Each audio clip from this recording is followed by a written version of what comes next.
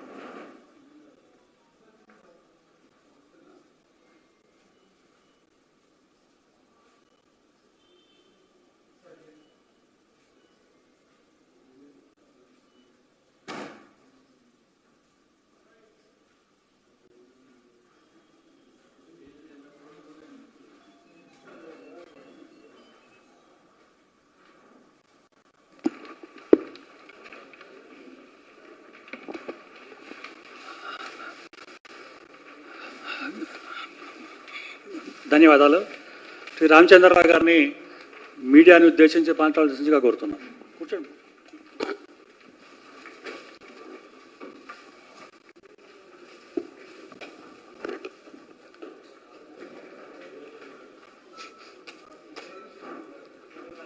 మిత్రులకి నమస్కారం.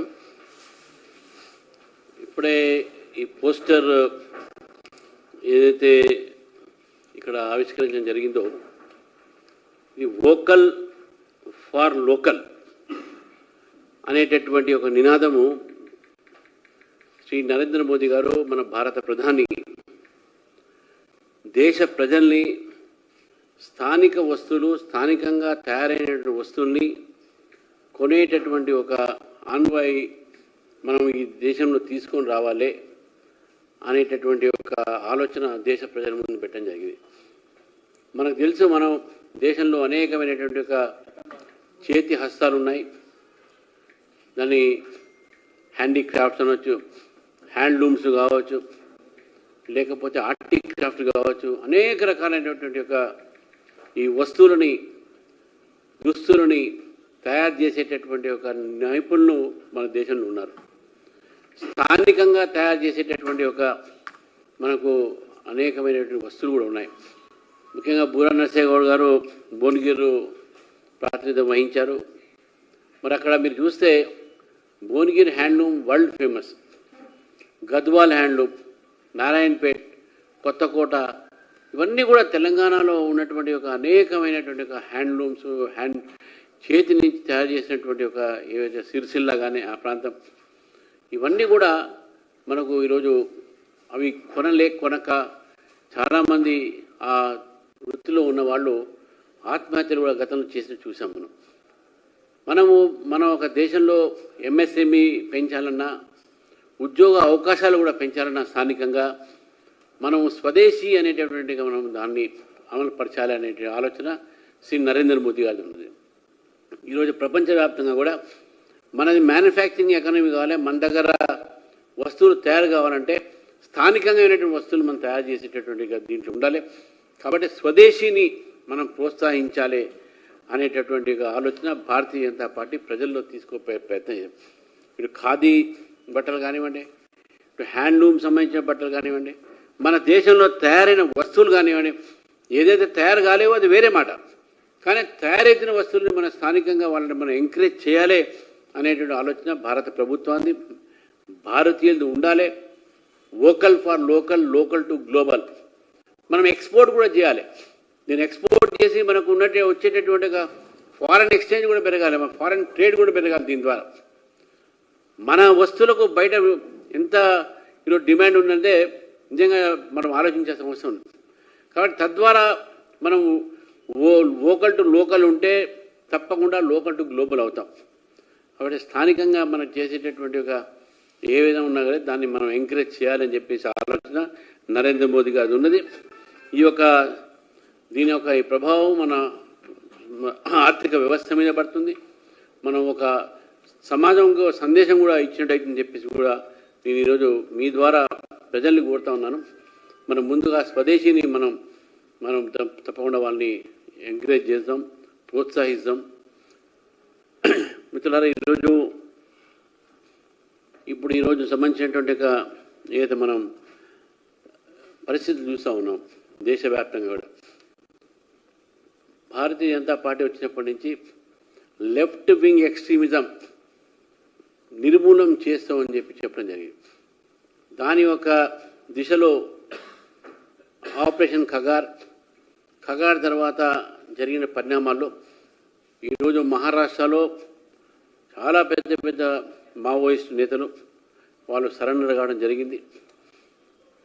Free left wing extremism free కంట్రీగా ఉండాలి అనేటువంటి మాట ఆ రోజు భారతీయ జనతా పార్టీ మా మేనిఫెస్టోలో పెట్టినాం. లెఫ్ట్ వింగ్ ఎక్స్ట్రీమిజంని నిర్మూలన చేస్తామని చెప్పినాం. మళ్ళీ ఈరోజు చాలామంది పెద్ద ఏదైతే నెక్సలైట్లు, మావోయిస్టులు గతంలో అండర్ గ్రౌండ్ పోయిన వాళ్ళు ఉన్నారు. అటు అలిపిరి బ్లాస్ట్కు సంబంధించిన వాళ్ళు కానీ, వాళ్ళు లీడ్ చేసేవాళ్ళు కానీ, వాళ్ళు తెలుగు ప్రాంతానికి సంబంధించిన వాళ్ళు కాబట్టి ఈరోజు మహారాష్ట్రలో వాళ్ళందరూ సరెండర్ కావడం జరిగింది. ఇది లెఫ్ట్ వింగ్ ఎక్స్ట్రీమిజం ఫ్రీ కంట్రీకు ఒక మార్గంగా భావిస్తూ, మరి ఇవాళ టీవీలో చూశాను, మార్నింగ్ పొద్దున చూస్తే ఏంది అని అంటే అక్కడ ఒక మంత్రి ఇంట్లో పోలీసులు పోయారు.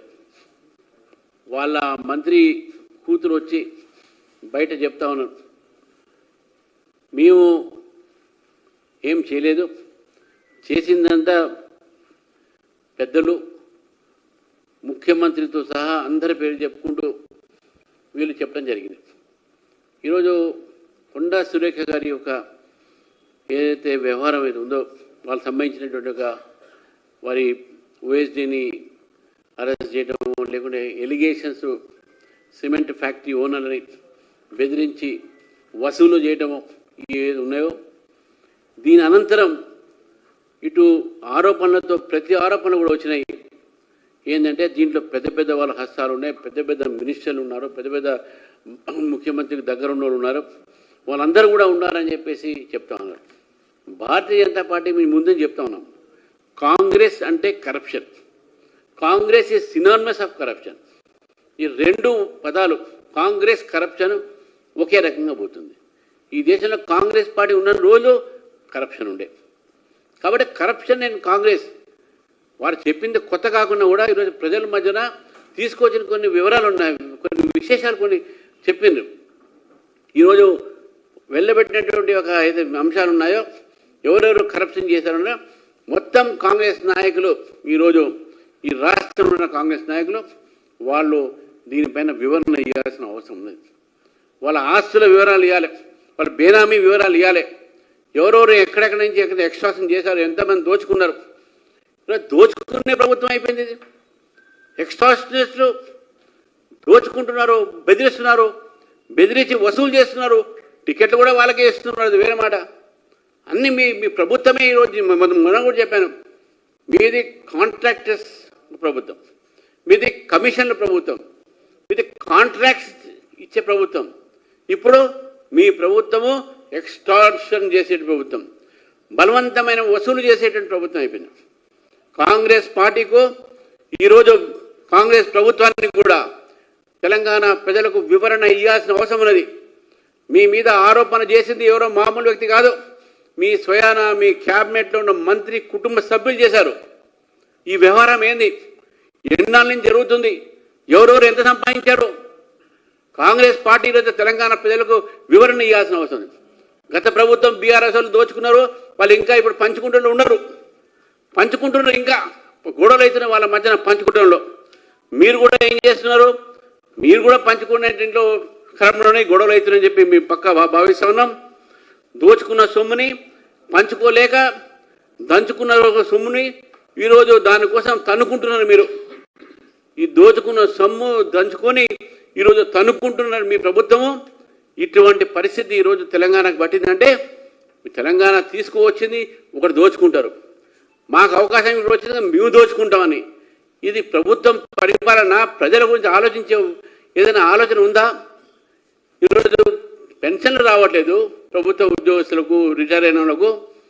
ఈరోజు సమయానికి మీకు జీతాలు ఇవ్వట్లేదు, నిరుద్యోగ భత్తాలు లేవు, మీకు మాత్రం దోచుకోవడానికి కోట్లు ఉన్నాయి. ఎవరిని పడితే వాడు బెదిరిస్తూ ఉన్నారు. ఏం ప్రభుత్వం ఇది? ఇది దోచుకునే ప్రభుత్వమా? ఎక్కడ మీ పరిపాలన ఏది? పరిపాలన లేదు. కాబట్టి ఈరోజు మేము చెప్తా ఉన్నాం, ఇక్కడ జూబ్లీస్లో బై ఎలక్షన్ జరుగుతుంది. మీరు మాత్రం ఈ రెండు పార్టీలు ఏదైతే దోచుకున్నారో, ఈ తెలంగాణని దోచుకున్నారో వాళ్ళని మీరు తిరస్కరించండి. ఈరోజు 11 సంవత్సరాల నుంచి 12 సంవత్సరాలు దాదాపు అవినీతి రహితమైన పరిపాలన ఇచ్చిందంటే బీజేపీ ప్రభుత్వం. కాబట్టి జూబ్లీస్ ప్రజలు కూడా మీ ద్వారా నేను కోరుతా ఉన్నాను, మాకు ఓటేయండి. ఈ రెండు పార్టీలు దోచుకున్నటువంటి ఒక సందర్భం మనం చూస్తూ ఉన్నాం. కాబట్టి ఈరోజు అక్కడ ఎవరెవరి మీద ఏమేమి అభియోగాలు ఉన్నాయో మనకు తెలుసు. ఎంతమంది మీద ఎక్స్ట్రాషన్స్ కేసులు ఉన్నాయి, వాళ్ళ మీద దోచుకునేటువంటి బలవంతం దోచుకునేటటువంటి కేసుల్లో ఉన్నారనేటువంటి ఒక అభ్యర్థి ఎంఐఎం అభ్యర్థి, ఆయన కాంగ్రెస్ అభ్యర్థి. అప్పుడు గతంలో ఎంఐఎం, ఇప్పుడు కాంగ్రెస్. వాళ్ళ మీద ఎన్ని కేసులు ఉన్నాయి? దోచుకునే కేసులు ఉన్నాయి. ఈ ఎక్స్ట్రాషన్ ప్రభుత్వము ఎక్కువ రోజు ఉండడానికి వీల్లేదు. ఈ ఎక్స్ట్రాషనిస్ట్ లీడర్లు ప్రజలు తిరస్కరించాల్సిన అవసరం ఉంది. లేకుంటే మిమ్మల్ని దోచుకుంటారు, మిమ్మల్ని బెదిరిస్తారు. జూబ్లీస్ ప్రజలు చెప్తా ఉన్నాను, కాంగ్రెస్ పార్టీ నాయకుల తీరు చూడండి. తుపాకీలు పెట్టి బెదిరించి వసూలు చేస్తూ ఉన్నారు. జూబ్లీస్కు ఆ పరిస్థితి రాకూడదని చెప్పి ఈరోజు మీకు చెప్తా ఉన్నాను మిత్రులారా. ఈరోజు కాబట్టి జూబ్లీస్ ప్రజలు నిన్న జరిగినటువంటి ఒక కొండా సురేఖ సంబంధించినటువంటి కుటుంబంలో జరిగినటువంటి ఒక వివాదం ఉందో అది ముఖ్యమంత్రి దాకా వెళ్ళినటువంటి ఒక తీగ. కాబట్టి ఇవన్నిట్లో కూడా మీరు వాళ్ళకు ఉన్న అలవాటు ప్రకారము వాళ్ళ దాంట్లో వాళ్ళ డిఎన్ఏ ఉన్న వాళ్ళకి టికెట్లు ఇస్తారు. కాబట్టి Congress DNA is corruption, Congress DNA is extortion, Congress DNA is మిస్రూల్. కాబట్టి ఈ మూడింటిని కూడా మనం ప్రజలు గుర్తుపెట్టుకోవాలి. కాబట్టి ఈరోజు ఈ యొక్క మొత్తం ఏదైతే కొండా సురేఖ గారి అమ్మాయి ఏవైతే బయటపెట్టిందో దాని మీద విచారణ జరపాలి, ప్రజలకు వాస్తవాలు తెలపాలి. ఈ యొక్క ప్రభుత్వం ఏవైతే ఇంతవరకు అటువంటి పనులు చేస్తున్నారో వాళ్ళ మీద చర్య తీసుకోవాలని చెప్పేసి కూడా భారతీయ జనతా పార్టీ డిమాండ్ చేస్తూ ఉంది. Thank you.